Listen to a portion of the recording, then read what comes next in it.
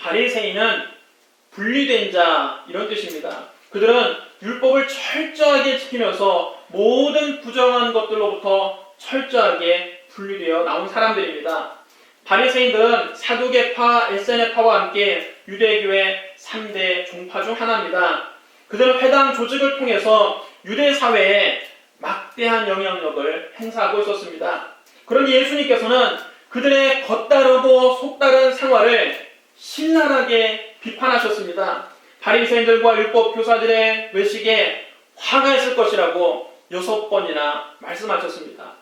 화 있을진저 너희 바리새인들이여 너희가 박하와 운양과 모든 채소의 11조는 들이되 공의와 하나님께 대한 사랑은 버리는도다. 그러나 이것도 행하고 저것도 버리지 말아야 할지니라. 화 있을진저 너희 바리새인들이여 너희가 회당의 높은 자리와 시장에서 문안받는 것을 기뻐하도다. 화 있을진저 너희여 너희는 평토전한 무덤 같아서 그 일을 받는 사람이 알지 못하느니라. 화 있을진저 또 너희 율법교사여 지기 어려운 짐을 사람에게 지우고 너희는 한 손가락도 이 짐에 대지 않는도다.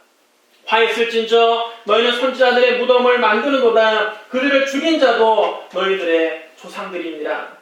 화 있을진저 너희 율법교사여 너희가 지식의 열쇠를 가져가서 너희도 들어가지 않고 또 들어가고자 하는 자도 막았느니라.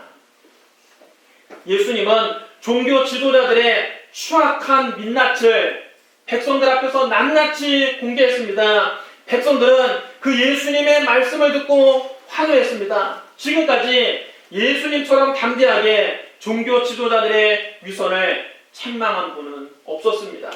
바리새인들의 외식을 다 알면서도 그들의 위세에 물려서 쉬쉬할 뿐 드러내놓고 말한 사람은 없었습니다. 그런데 예수님께서는 바리새인들과 율법 교사들의 겉다르고 속다른 삶을 하나하나 열거하면서 화 있을진저 꾸짖자 백성들은 10년 묵은 체증이 내려가는 것처럼 속이 다 후련했습니다. 예수님의 말씀은 대단히 대범하고 신선하고 통쾌했습니다. 그 메시지를 듣기 위해서 수만 명의 군중들이 서로 밟힐 만큼 모여들었습니다. 당시 예수님의 인기는 하늘을 찌를 듯 했습니다. 하지만 예수님 이런 인기에 마음이 흔들리지 않으셨습니다. 수만 명의 사람들이 당신을 보러 와서 박수를 치고 환호하면 거기에 고무돼서 의기양양할 법도 한데 예수님께서는 놀라울 정도로 침착하시고 의연하셨습니다. 예수님은 인기의 부질없음을 이미 아신 것입니다. 지금 예수님을 향해서 박수치고 환호하는 이 무리들이 나중에는 빌라도의 법정에서 그를 십자가에 못 박게 하소서, 그를 십자가에 못 박게 하소서 소리 지를 것을 이미 알고 계신 것입니다. 주님은 당신의 인기가 최고조에 달한 그때에 오히려 십자가의 순환이 가까이 왔음을 직감하셨습니다. 그래서 환호하는 수만 명의 무리 앞에서 예수님은 먼저 제자들에게 나직하게 말씀하셨습니다. 바리새인들의 무릎 곧 외식을 주의하라. 감추인 것이 드러나지 않는 것이 없고 숨긴 것이 알려지지 않을 것이 없나니 이러므로 너희가 어두운 데서 말한 모든 것이 광명한 데서 들리고 너희가 골방에서 귀에 대고 말한 것이 지붕 위에서 전파되리라. 감추인 것이 백일하에 드러나는 날이 있습니다. 숨겨놓은 것이 낱낱이 공개되는 날이 있습니다. 우리가 하나님 앞에 서는 날입니다. 우리가 하나님의 심판대 앞에 서는 날입니다. 그날에는 우리가 어두운 데서 말한 것도 밝은 데서 들릴 것입니다. 우리가 골방에서 서로 귀에 대고 속삭인 말도 옥상에서 큰 소리로 전파될 것입니다. 하나님의 심판대 앞에서 우리가 감추고 숨길 수 있는 것은 아무것도 없습니다. 우리가 이 세상에서 한 모든 말과 행동이 하나님 앞에서 천군과 천사들 앞에서 그리고 모든 사람들 앞에서 하나도 빠짐없이 다 공개될 것입니다. 그럼 여러분 항상 우리는 그날을 의식하면서 살아야 됩니다. 하나님의 심판대 앞에 서는 날을 머릿속에 의식하면서 살고 있어야 됩니다. 왜 바리새인들이 그렇게 거칠어만 번지르르 했습니까? 마지막 심판날을 의식하지 않았기 때문입니다.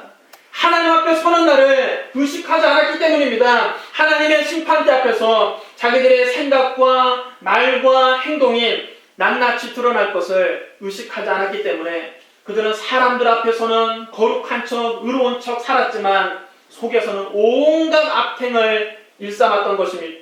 사람들 앞에서는 길게 기도하면서 경건한 척했지만 뒤에서는 과부들의 가산을 빼앗는 일도 서슴지 않았습니다. 하나님께서 지켜보신다는 사실을 잊고 살았던 것입니다. 여러분, 우리가 바리새인들이나 율법 교사들처럼 위선적인 종교인이 되지 않으려면 어떻게 해야 됩니까? 우리가 하나님 앞에 서는 날이 있다는 것을 의식하고 살아야 됩니다. 언젠가 우리도 하나님의 심판대 앞에 서는 날이 있다는 것을 의식하면서 살아야 됩니다. 사도 바울은 말했습니다. 우리가 다 하나님의 심판대 앞에 서리라. 여러분 따라해주셔야 합니다. 우리가 다 하나님의 심판대 앞에 하나님의 심판대 앞에 서리라. 언제 어디서나 하나님께서 나를 지켜보고 있다는 사실을 잊지 말아야 됩니다. 아무도 보는 사람이 없어도 하나님이 보고 계십니다. 항상 하나님 앞에서 우리가 산다는 것을 생각하면 경건하지 않을 수 없습니다. 내가 어떤 인격을 가졌는가는 아무도 보는 사람이 없을 때 내가 무엇을 하는가에 달려있는 것입니다. 여러분, 사람들 앞에서는 누구든지 다 경건하게 살죠. 사람들이 보는 앞에서는 누구든지 다 의롭게 살려고 하죠. 그러나 아무도 보는 사람이 없을 때 내가 무슨 짓을 하고 있는가? 그게 여러분 우리의 민낯입니다. 그것이 여러분 우리의 인격입니다. 그럼 여러분 항상 하나님께서 보고 계시다는 것을 인식하고 누가 보든지 보지 않든지 하나님 앞에서 경건하게 생활하는 저와 여러분 되시기를 주님의 이름으로 축원합니다. 예수님께서 바리새인들과 율법교사들의 이 외식을 신랄하게 비판하시자 서기관들과 바리새인들은 예수님을 더욱더 적대시하게 됐습니다. 누가복음 11장 53절로 54절입니다. 거기서 나오실 때에 서기관들과 바리새인들이 거세게 달려들어 여러 가지를 따져 묻고 그 입에서 나오는 말을 책잡고자 하여 노리고 있더라. 주님은 이제 돌이킬 수 없는 강을 건너셨습니다. 예수님은 당시 유대 사회에 막강한 영향력을 행사하던 종교 지도자들과 완전히 척지게 되셨습니다. 이제 곧 거대한 종교 권력의 박해가 시작될 것입니다. 그 각한 박해는 예수님뿐만 아니라 예수님을 따르는 제자들에게도 닥치게 될 것입니다. 예수님께서는 벌써 이것을 아시고 제자들에게 앞으로 있을 박해를 두려워하지 말라고 말씀하신 것입니다. 여러분, 참으로 인상 깊은 장면이 지금 예수님 말씀 듣기 위해서 수만 명의 사람들이 서로 밟힐 만큼 많은 사람들이 모여서 군중들이 예수님 말씀을 기다리고 있습니다.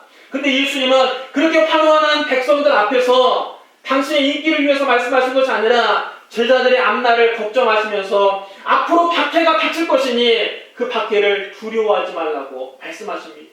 굉장히 대비되는 장면이 아닙니까? 오늘 이 메시지는 신앙 때문에 박해당하는 모든 그리스도인들에게 주시는 말씀입니다. 우리가 여러분 박해 앞에서 담대할 수 있는 이유가 무엇입니까? 우리가 핍박당하고 박해를 당해도 두려워하지 않을 수 있는 까닭이 무엇입니까? 첫째로 하나님께서 우리 영혼을 지켜주시기 때문입니다. 여러분 누가복음 12장 4절로 5절 말씀을 우리 같이 한번 읽겠습니다. 4절과 5절 말씀 우리 한번 같이 읽겠습니다. 시작. 내가 내 친구 너희에게 말하노니 몸을 죽이고 그 후에는 너희 더 못하는 자들을 두려워하지 말라. 마땅히 두려워할 자를 내가 너에게 보이리니 곧 죽인 후에 또한 지옥에 던져넣는 권세 있는 그를 두려워하라. 내가 참으로 너에게 이르노니 그를 두려워하라. 여러분 우리가 참으로 두려워할 분은 하나님 한 분뿐이십니다. 사람들은 예수 믿는 사람들을 박해할 수 있습니다. 세상 사람들은 예수 믿는 사람들을 왕따시킬 수도 있고 때릴 수도 있고 국가 권력으로 고문할 수도 있고 심지어 죽일 수도 있습니다. 하지만 그것으로 끝입니다. 우리 몸을 죽인 후에는 더 이상 우리를 괴롭히지 못합니다. 그러나 하나님께서는 우리 몸을 죽이실 수 있을 뿐만 아니라 우리 영혼을 지옥에 던져놓으실 수도 있는 것입니다. 세상 사람들은 몸이 죽으면 끝이라고 생각하지만 그렇지 않습니다. 죽음 이후에는 영원한 세계가 우리를 기다리고 있습니다. 예수님께서 비유로 이것을 말씀하셨습니다. 한 부자가 있어 자색 옷과 고운 베옷을 입고 날마다 호화롭게 즐겼습니다. 자색 옷은 신분이 높은 사람만 입을 수 있는 옷입니다. 고운 베옷은 아주 가볍고 매우 값비싼 옷입니다. 이 부자는 신분도 매우 높고 재산도 아주 많았던 사람입니다. 그는 자기의 대저택에 날마다 친구들을 불러서 산에 진미를 차려놓고 호화로운 파티를 즐겼습니다. 그는 누가 봐도 성공한 사람이었습니다. 이 부자는 세상 사는 재미에 취해서 하나님과 하나님 나라에 대해서는 도무지 관심이 없었습니다. 그런데 한편 그 집 대문 앞에는 나사로라고 하는 거지가 온몸에 상처 입은 채로 그 집 앞에 버려진 채 살고 있었습니다. 나사로는 부자의 상에서 떨어지는 것으로 자기 배를 채우며 하루하루를 연명해 갔습니다. 몸은 병들어 상처투성이었지만 아무도 이 거지를 돌봐주는 사람이 없었습니다. 심지어 개들이 와서 그 상처난 곳을 핥아주었습니다. 나사로는 누가 봐도 실패한 인생입니다. 나사로는 비록 병들고 굶주리고 헐벗었지만 하나님을 믿었고 하나님 나라를 소망하며 살았습니다. 이 병든 나사로는 얼마 안 있어 죽고 말았습니다. 근데 세월이 흐르자 부자도 역시 죽었습니다. 그런데 부자는 죽어서 그 영혼이 불과 유황으로 타는 지옥에 떨어졌지만 나사로는 그 영혼이 천사들에게 받들려 아브라함 품에 들어갔습니다. 여러분, 사람이 이 세상에서 천년 만년 살 수 없습니다. 아무리 오래 살아도 우리의 수명은 여러분 100년 안팎입니다. 죽은 이후에 영원한 시간의 관점에 비춰보면 이 세상에서의 삶은 눈 깜빡할 찰나의 시간에 불과한 것입니다. 여러분, 이 세상에서 날마다 턱시도를 입고 아주 멋진 드레스를 입고 호화롭게 연애를 즐기면 여러분 무슨 소용이 있습니까? 죽어서 영원히 꺼지지 않는 불과 유황에 떨어진다면 그 사람의 인생은 축복이 아니라 저주인 것입니다. 아무리 세상에서 좋은 음식을 먹고 좋은 옷을 입고 좋은 집에서 살아도 그 인생 여러분 어떻게 성공했다고 말할 수 있겠습니까? 부자는 너무나 고통스러워서 자기 조상 아브라함을 불렀습니다. 아버지 아브라함이여, 나를 긍휼히 여기사 나사로를 보내어 그 손가락 끝에 물을 찍어 내 혀를 서늘하게 하소서. 내가 이 불꽃 가운데서 괴로워하나이다. 여러분, 이것이 지옥의 고통입니다. 얼마나 지옥불이 뜨거웠으면 그는 물 한 방울이라도 찍어서 자기 혀를 서늘하게 하기를 간청했습니다. 그러나 이 부자의 간절하고도 소박한 꿈은 보기 좋게 거절당했습니다. 물 한 방울 찍어서 혀를 서늘하게 달라는 이 간청이 보기 좋게 거절당합니다. 아브라함이 부자에게 말합니다. 너는 살았을 때 좋은 것을 받았고 나사로는 고난을 받았으니 이것을 기억하라. 이제 그는 여기서 위로를 받고 너는 괴로움을 받느니라. 그뿐 아니라 너희와 우리 사이에 큰 구렁텅이가 놓여 있어 여기서 너희에게 건너가고자 하되 건너갈 수가 없고 거기서 우리에게 건너올 수도 없게 하였느니라. 여러분, 지옥은 어떤 소원도 이루어지지 않는 곳입니다. 물 한 방울 집어서 혀를 서늘하게 달라는 그런 소원도 이루어지지 않는 것이 지옥입니다. 고통이 끊임없이 계속되는 곳입니다. 아무런 희망이 없는 곳입니다. 지옥에서 100년 버티면 나중에 천국으로 올라가겠지, 1000년만 버티면 올라가겠지, 없습니다. 그런 희망이 없습니다. 거기서 여러분 천국으로 건너가고자 하되 건너갈 수가 없고 천국에서 지옥으로 가고자 하되 건너갈 수가 없는 것입니다. 여러분, 이 땅에서 아무리 부귀 영화를 누리고 입신양명을 하고 무병장수를 누렸다 할지라도 나중에 여러분 지옥에 가서 이 타는 듯한 불꽃 가운데 고통을 당한다면 그 사람의 인생은 결과적으로 실패한 인생입니다. 이 땅에서의 인생은 100년도 되지 않습니다. 결국 사람은 다 죽게 됩니다. 그 이후에는 심판이 우리를 기다리고 있습니다. 그럼 여러분, 우리의 몸은 죽이고 그 이후에는 능히 더 하지 못하는 자들을 두려워하지 마십시오. 우리가 마땅히 두려워야 될 분은 우리 영혼을 지옥에 던져놓을 수도 있는 권세 있는 바로 하나님 한 분뿐이십니다. 하나님을 두려워하지 않는 사람은 세상이 두렵습니다. 그러나 하나님을 두려워하는 사람은 세상을 두려워하지 않아도 됩니다. 왜냐하면 하나님께서 세심한 관심을 가지고 그를 돌봐주시기 때문입니다. 오늘 예수님께서 말씀하셨습니다. 우리 누가복음 12장 6절로 7절 말씀을 우리 같이 한번 읽겠습니다. 6절부터 7절까지 말씀 우리 함께 읽겠습니다. 시작. 참새 5마리가 큰 아사리온에 팔리는 것이 아니냐. 그러나 하나님 앞에서는 그 하나도 잊어버리시는 바 되지 아니하는도다. 너희에게는 심지어 머리털까지도 다 세신 바 되었나니 두려워하지 말라. 너희는 많은 참새보다 더 귀하니라. 할렐루야. 여러분, 예수님 당시에 참새 5마리가 두 아사리온에 팔렸습니다. 아사리온은 당시 동전입니다. 시장 가서 동전 2개 내밀면 참새 5마리를 싸줍니다. 참새가 여러분 그만큼 값어치가 없는 미물입니다. 그러나 하나님은 그런 참새 한 마리도 잊지 않으신다는 것입니다. 하나님께서는 그런 미물도 먹이시고 돌보시고 지켜주십니다. 하나님께서 허락하지 아니하시면 참새 한 마리도 헛되이 땅에 떨어지는 법이 없습니다.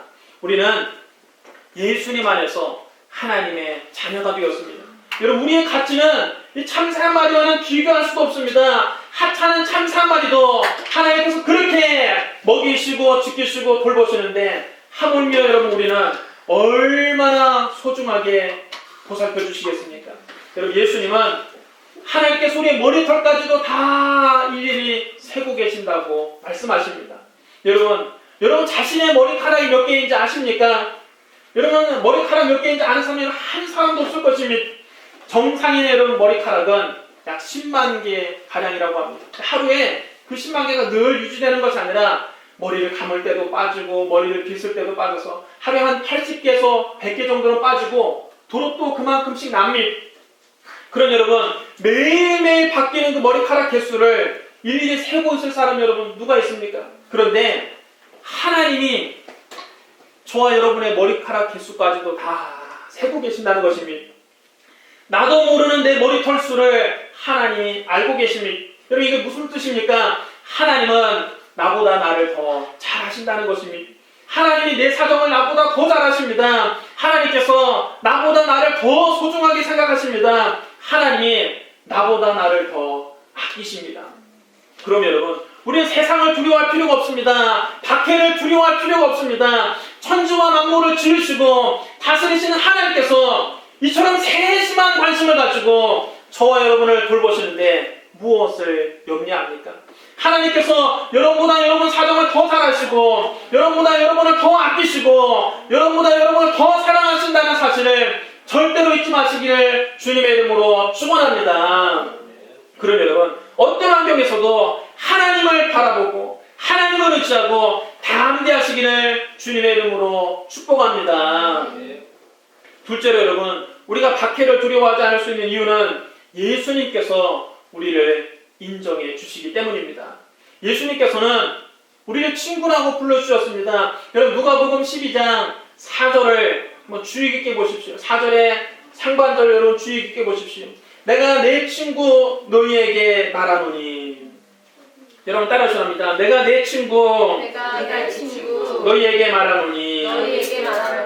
예수님은 저와 여러분을 친구로 여기십니다. 예수님이 또 말씀하셨습니다. 요한복음 15장 15절에서도 이제부터는 너희를 종이라 하지 아니하리니 종은 주인이 하는 것을 알지 못함이라 너희를 친구라 하였노니 내가 아버지께 들은 것을 다 너희에게 알게 하였습니다. 하나님의 아들이 우리를 종으로만 불러주셔도 감지덕지한 일인데 우리를 친구로 불러주십니다. 이 얼마나 여러분 영광스러운 일입니까? 예수님은 또 말씀하셨습니다. 사람이 친구를 위하여 자기 목숨을 버리면 이보다 더 큰 사랑이 없나니 너희는 내가 명하는 대로 행하면 곧 나의 친구라.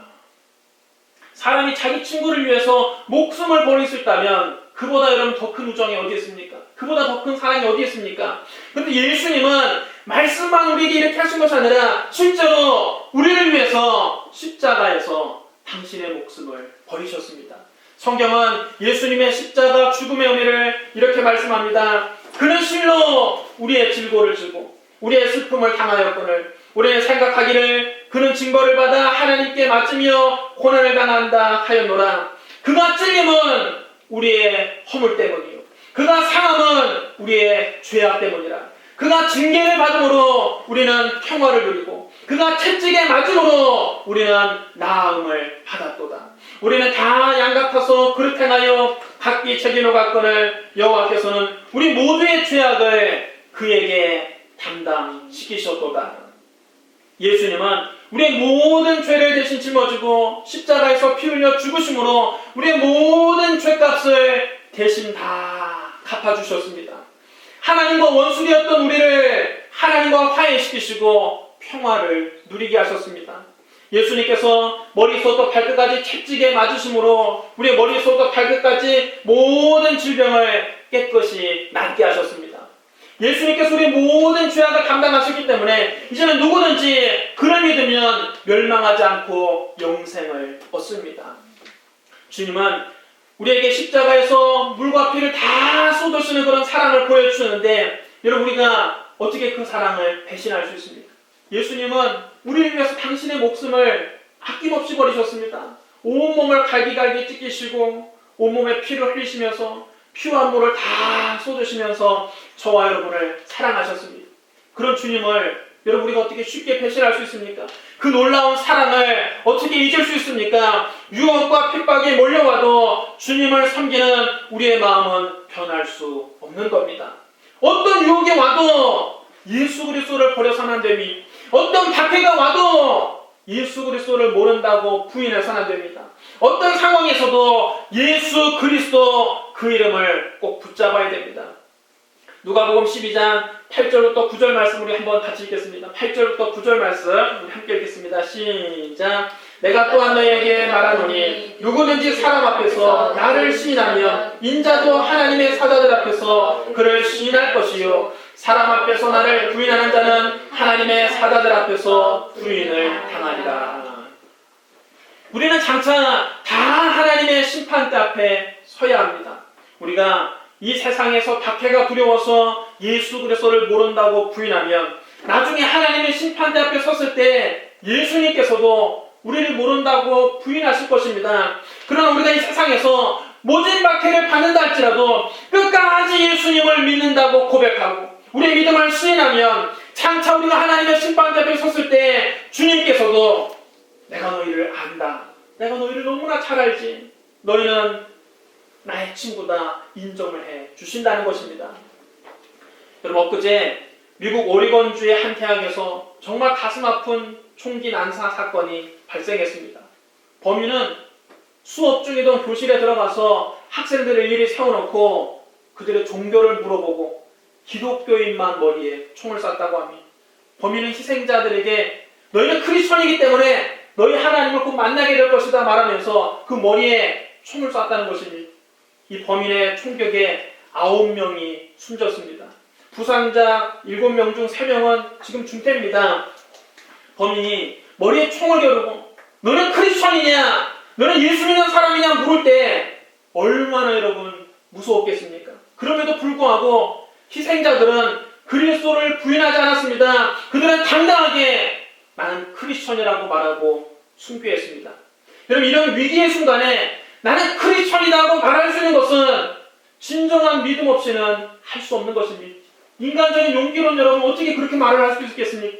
총을 지금 머리에 겨눈 채 크리스천이라고 말하는 사람마다 머리에 총을 방아쇠를 당겨서 죽는 것을 옆에서 뻔히 보면서 어떻게 나도 크리스천이다 당당하게 말할 수 있겠습니까? 이건 여러분 진정한 믿음이 있는 사람만이 할 수 있는 고백입니다. 예수님께서도 그들이 나는 크리스천이다 고백하는 말을 들으셨을 것입니다. 지금 주님께서도 하나님의 천사들 앞에서 그 희생자들을 보며 내가 너희를 잘 안다. 너희는 진정한 내 친구다. 인정해 주실 것입니다. 범인은 희생자들의 육신을 죽였지만 그들의 영혼은 죽이지 못했습니다. 그들의 영혼은 지금 천국에서 안식을 누리고 있을 것입니다. 마지막 때가 가까울수록 세상은 점점 더 악해지고 있습니다. 예수 믿는 사람들을 더 박해하고 있습니다. 이 시대에 우리도 어떤 유혹과 어떤 박해를 당할지 모릅니다. 여러분 어떤 박해 앞에서도 두려워하지 말고 끝까지 그리스도님을 시인하는 담대한 믿음 갖게 되시기를 주님의 이름으로 축원합니다. 셋째로 우리가 박해를 두려워하지 않는 이유는 성령님께서 도와주시기 때문입니다. 우리 누가복음 12장 11절부터 12절 말씀 우리 한번 같이 읽겠습니다. 11절 12절 함께 읽겠습니다. 시작. 사람이 너희를 회당이나 위정자나 권세 있는 자 앞에 끌고 가거든 어떻게 무엇으로 대답하며 무엇으로 말할까 염려하지 말라. 마땅히 할 말을 성령이 곧 그때에 너희에게 가르치시리라 하시니라. 예수님께서 부활 승천하신 후에 실제로 사도들이 복음을 전하다가 회당이나 위정자나 권세 있는 자들 앞에 끌려가곤 했습니다. 그날 오후 한 3시쯤 되었을 때 기도 시간에 베드로와 요한이 성전에 올라가고 있었습니다. 그때 사람들이 나면서부터 못 걷게 된 사람을 데리고 와서 미문이라고 하는 성전문 앞에 두었습니다. 그들은 이 성전문 앞에 그 사람을 항상 매일같이 앉혀놓고 성전에 들어가는 사람에게 구걸을 하도록 시켰습니다. 그가 베드로와 요한이 성전에 들어가는 것을 보고 한 푼만 줍시오, 한 푼만 줍시오 구걸을 하자 베드로가 그를 눈여겨본 후에 말을 했습니다.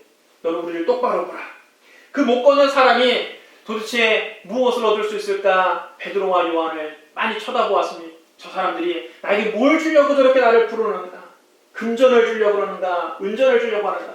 동전이라도 몇 개 던져주겠지 하라고 하는데 베드로가 그에게 말하기를 은과 금은 내게 없거니와 내게 있는 것을 너에게 주노니 나사렛 예수 이름으로 일어나 걸으라 말하라고 한다. 그의 오른손을 잡아 일으켰으니 그 즉시 그의 발과 발목에 힘을 얻어서 그가 벌떡 일어나게 되었습니다. 태어나서 한 번도 걸어본 적이 없는 사람이 베드로가 그렇게 당연하게 예수 이름으로 일어나 걸으라고 말을 할 때 그는 일어나서 걷게 되었습니다. 그는 너무나도 신기하고 기뻐서 걷기도 하고 뛰기도 하면서 하나님을 찬양하고 베드로와 요한을 따라서 성전 안에 들어갔습니다. 사람들이 성전 안에서 보니까 그 성전 미문 앞에 매일 와서 앉아서 구걸하던 거지가 걸어다니는 것을 보고 눈이 휘둥그레졌습니다. 사람들이 다 그 거지를 알아보고 하나님의 기적이라는 것을 찬양하면서 솔로몬 행각이라는 곳에 사람들이 모였습니다. 베드로가 거기 모인 사람들 앞에 담대하게 일어나서 예수 그리스도의 십자가와 부활의 복음을 전했습니다. 베드로가 이렇게 설교했습니다. 이스라엘 사람들아, 이 일을 왜 놀랍게 여기느냐? 우리 개인의 권능과 경건으로 이 사람을 걷게 한 것처럼 왜 우리를 주목하여 보느냐?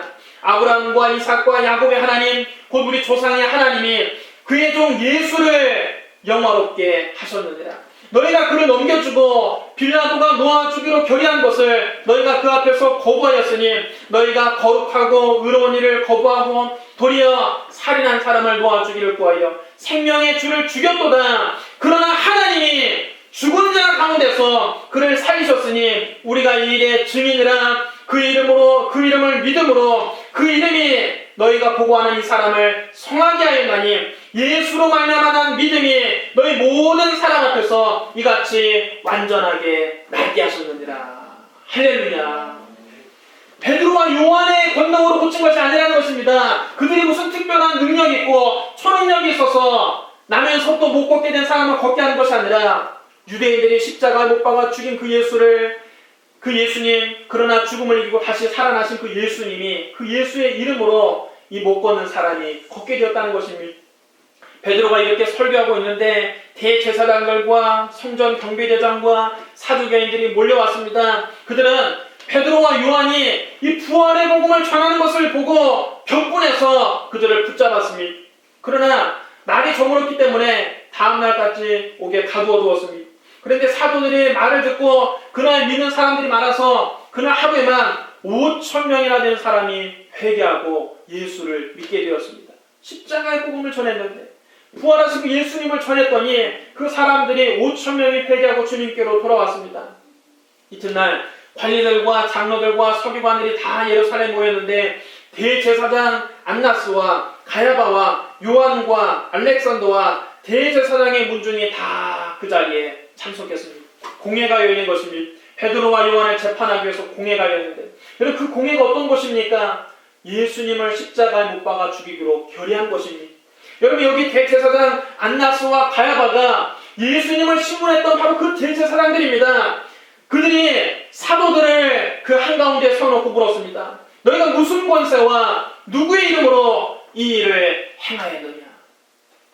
예수님을 십자가에 못 박아 죽인 사람들이 베드로와 요한이라고 똑같이 하지 못하겠습니까?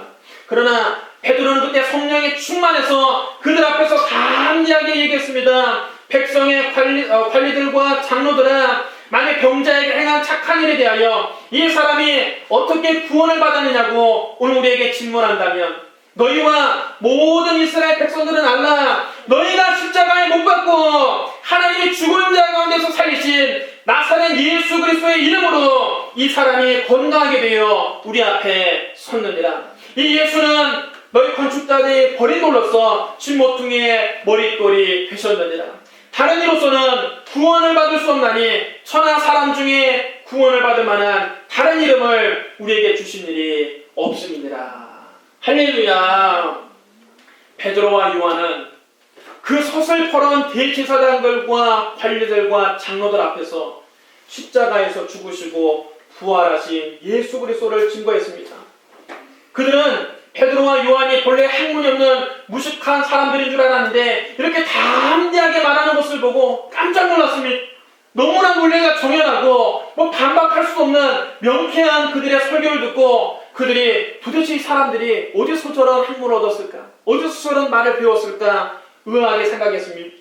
여러분, 누가 베드로와 요한에게 할 말을 주셨습니까? 바로 예수님 말씀하신 대로 성령님께서 마땅히 할 말을 베드로와 요한에게 가르치신 것입니다. 관리들과 장로들과 서기관들은 이 두 사람이 예수님과 함께 다녔다는 사실을 알았지만 병고침 받은 사람, 나면서도 못 거는 사람이 곧 성화된 것을 그들도 보고 그 사람 옆에 증인으로 서 있는 것을 보고는 아무런 트집도 잡을 수가 없는 것입니다. 그 관리들도 늘 성전 미문 앞을 지날 때 앉아서 구걸하던 그 거지를 보았거든요. 그 사람이 멀쩡하게 지금 두 다리로 걷는 것을 보니까 할 말이 없는 것입니다. 그래서 그들은 이 베드로와 요한을 공회 밖에 잠시 나가 있으라고 명령한 뒤에 서로 의논했습니다. 이 사람들을 우리가 도대체 어떻게 할까? 그들로 말미암아 유명한 표적이 나타난 것이 예루살렘에 사는 모든 사람에게 알려졌으니 우리도 부인할 수 없는지라. 이것이 민간에 더 퍼지지 못하게 그를 위협해서 이후로부터는 그 이름으로 아무에게도 말하지 말게 하자. 그런 다음 그들은 베드로와 요한을 불러서 앞으로 절대로 예수 이름으로 말하지도 말고 가르치지도 말라고 경고했습니다. 엄하게 유혹했습니다. 그때 베드로와 요한은 관리들과 장로들과 서기관들 앞에서 담대하게 말했습니다. 하나님 앞에서 너희 말을 듣는 것이 하나님의 말씀을 듣는 것보다 옳은가 판단하라. 우리는 보고 들은 것을 말하지 아니할 수 없노라. 할렐루야. 여러분, 하나님 앞에서 사람이 두려워서 말 못하겠습니까? 하나님 말씀 듣는 것이 더 옳다는 것입니다. 여러분 따라해주셔야 합니다. 우리는 보고 들은 것을 말하지 않을 수 없다. 여러분, 우리가 복음을 체험했습니다. 우리가 우리를 위해서 십자가에서 죽으시고 부활하신 예수님을 만났습니다. 그 예수님을 믿고 우리가 구원받았습니다. 그 예수님 믿고 병고침 받았습니다. 그 예수님 믿고 저주에서 해방되었습니다. 그 예수님 믿고 변하여 새 사람 되었습니다. 이것을 경험한 사람은 우리가 보고 들은 것을 말하지 아니할 수 없다는 것입니다. 이 복음을 전하지 않을 수 없다는 것입니다. 백성들이 모두 다 그 일어난 일로, 이 기적이 일어난 일로, 나면서도 못 보는 사람이 걷게 된 일로 하나님께 영광을 돌리고 있었기 때문에 관리들이 더 이상 사도들을 처벌할 방법을 찾을 수 없었습니다. 결국 사도들을 풀어줄 수밖에 없었습니다. 여러분, 오늘날에도 우리가 복음 전할 때 성령께서 이와 똑같이 우리에게 전할 말을 가르쳐 주십니다. 그럼 여러분 두려워하지 마십시오. 내가 무슨 말로 안 믿는 사람들에게 복음을 전할까? 내가 무슨 말로 복음을 전할 수 있을까? 여러분, 마땅히 할 말을 성령께서 우리에게 가르쳐 주십니다. 심지어 우리가 복음 전하다가 회당이나 관리나 권력자들 앞에 끌려가도 무슨 말로 변명할까? 미리 걱정할 필요가 없습니다. 그 자리에서 마땅히 할 말을 성령께서 우리에게 가르쳐 주시는 것입니다. 여러분, 성령께서 저와 여러분을 도와주실 것을 믿고 담대하게 복음을 전하시기를 주님의 이름으로 축원합니다. 사랑하는 성도 여러분, 마지막 시대가 가까이 올수록 세상은 점점 더 악해지고 있습니다. 우리가 예수 그리스도를 믿고 십자가와 부활의 복음을 전하다 보면 때로는 박해를 당하기도 합니다. 안 믿는 사람들에게 미움을 받기도 합니다. 안 믿는 사람들에게 핍박을 받기도 합니다. 그러나 두려워하지 마십시오. 하나님께서 저와 여러분의 영혼을 지켜주십니다. 몸은 죽이고 그 이후에는 아무것도 할 수 없는 사람들을 두려워하지 마십시오. 우리 영혼을 책임지시는 하나님을 두려워하십시오. 하나님께서 저와 여러분의 머리털까지 다 세고 계십니다. 우리가 사람들 앞에서 담대하게 예수 그리스도를 시인하면 주님도 천사들 앞에서 우리를 인정해 주십니다. 우리가 박해당할 때 성령님께서 우리를 도와주십니다. 우리에게 할 말을 가르쳐 주십니다. 그러므로 어떤 상황에서도 두려워하지 마십시오. 어떤 위험 앞에서도, 어떤 박해 앞에서도 두려워하지 마십시오. 삼위일체 하나님께서 우리와 함께 계시고 우리를 인정해 주시고 우리를 도와주심을 믿고 담대하게 크리스천임을 밝히고 복음을 전파하는 저와 여러분 되시기를 주님의 이름으로 축원합니다. 우리 기도하겠습니다. 사랑이 많으시고 거룩하신 하나님 아버지, 이 악한 시대에 많은 위험이 도사리고 있고 많은 박해가 우리 앞을 가로막고 있습니다. 아버지, 어떤 위험 앞에서도 어떤 박해 앞에서도 우리가 예수님을 부인하지 않게 하여 주시옵소서. 성령님 우리의 믿음을 지켜 주시옵소서. 어떤 상황에서도 담대하게 그리스도님을 밝히고 그리스도의 복음을 증거하는 담대한 복음의 용사들 되게 하여 주시옵소서. 하나님 우리를 지켜주심을 믿습니다. 예수님 우리를 인정하심을 믿습니다. 성령이 우리와 함께 계심을 믿습니다. 주님 믿고 담대하게 나아가는 주의 백성들 되게 하여 주시옵소서. 예수님 이름으로 감사하며 기도드리옵나이다. 아멘.